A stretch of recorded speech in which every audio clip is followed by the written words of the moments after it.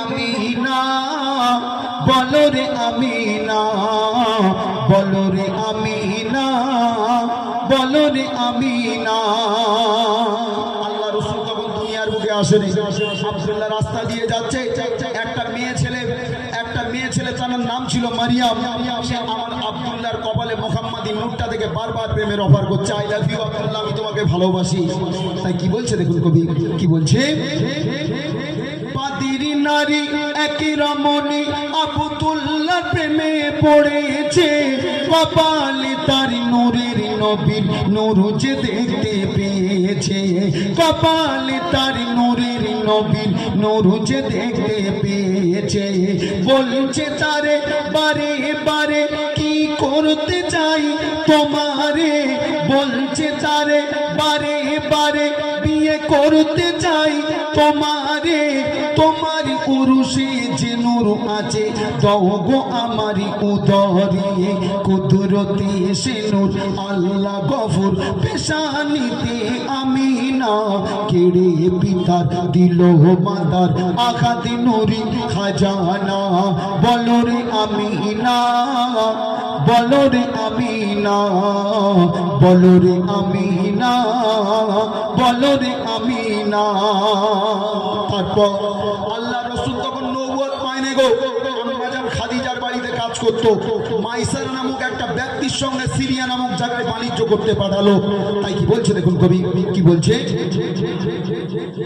মাইসারাকে সঙ্গে নিয়ে গেল যখন সিরিয়ায়, নাস্তুরা একে পাদিরি বণিক দিল বায়ান করিয়া, নাস্তুরা একে পাদিরি বণিক দিল বায়ান করিয়া। আর কি বলছে, ওই বৃক্ষের নিচে আছে বসে কি নাম তাহার বলো না, কোথা থেকে এলেন তিনি কোথা তাহার ঠিকানা, কুরাইশি কাশিমি বংশ তাহার শোনো না, কুরাইশি কাশিমি বংশ তাহার শোনো না, পিতা তাহার আব্দুল্লাহ মাতা হলো আমিনা, আমি বলছি শোনো না এর নুজে মদিনা, আমি বলছি শোনো না এ যে শাহে মদিনা।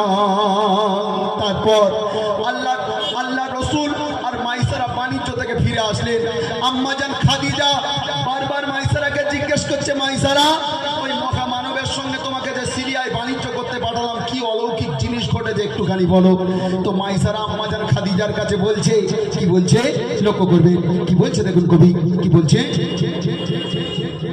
মাইসারাকে প্রশ্ন তখন করলো এমন খাদিজা, কোথায় ছিলে কি দেখিলে দাও না বায়ান করিয়া, কোথায় ছিলে কি দেখিলে দাও না বায়ান করিয়া।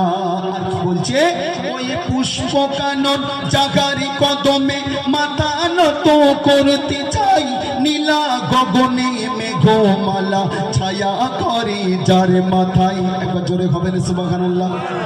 বরকতে যার খাতির জাদু হয় না গো তুলনা, বরকতে যার খাতির জাদু হয় না গো তুলনা, পরশ পাওয়া খাতির ছোঁয়া খেলা হয়ে যাই সোনা, এ যে শাহে মদিনা এর নাই যে তুলনা, এর শাহে মদিনা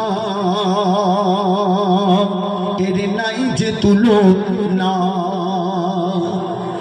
ভাই গজলটা অনেক বড়, যেহেতু বক্তা মানুষ চলে এসেছে, আমাকে বক্তাকে একটা আলেমকে বসিয়ে রেখে আমার কথা বলা বেয়াদবি মনে করি আমি, কেননা বিশ্বনবী জনাবে মুহাম্মদুর রাসূলুল্লাহ সাল্লাল্লাহু আলাইহি সাল্লাম বলেছেন, আল উলামা ওয়ারাসাতুল আম্বিয়া।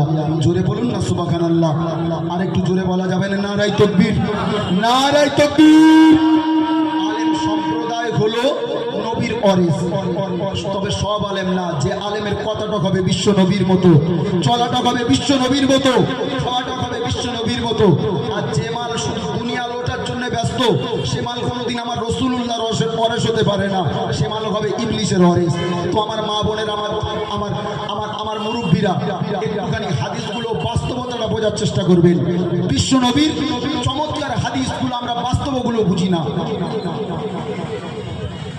নারায়ে তাকবীর, নারায়ে তাকবীর। মাদ্রাসা তালিমুল কুরআন, মাদ্রাসা তালিমুল কুরআন। নারায়ে